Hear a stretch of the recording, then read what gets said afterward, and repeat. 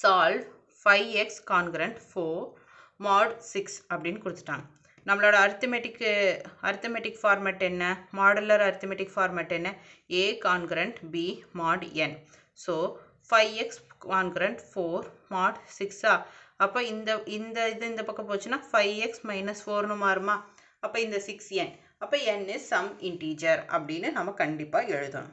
அப்போ 5x equal to 6n plus 4. அப்போ இது மல்டிப்ளிகேஷன்ல இருக்கு, இந்த பக்கம் வச்சுனா டிவிஷன் ஆகுமா? அப்போ x equal to 6n plus 4 divided by 5. அப்போ nக்கு பதிலா நம்ம ப்ரீவியஸ் சம்மில் பார்த்தோம்ல அதே தான். nக்கு பதிலா நம்ம எந்த வேல்யூ அப்ளை பண்ணால் 5 ஆல் டிவைட் ஆகும்னு பார்க்கணும். அப்போ 6 1 11 அப்ளை பண்ண ஆகும். அப்போ நான் ஃபஸ்ட்டு 1 அப்ளை பண்ணியிருக்கேன். அப்போ 6 plus 4 5, அது 10 divided by 5 2 times போகும். So 2. our x value is 2. next 6 apply பண்ணுறேன். 6 into 6 36 plus 4 divided by 5 40 divided by 5 80. அப்போ 5th table 8 times போச்சுன்னா 8 times வந்து 40. so 8. This is our answer.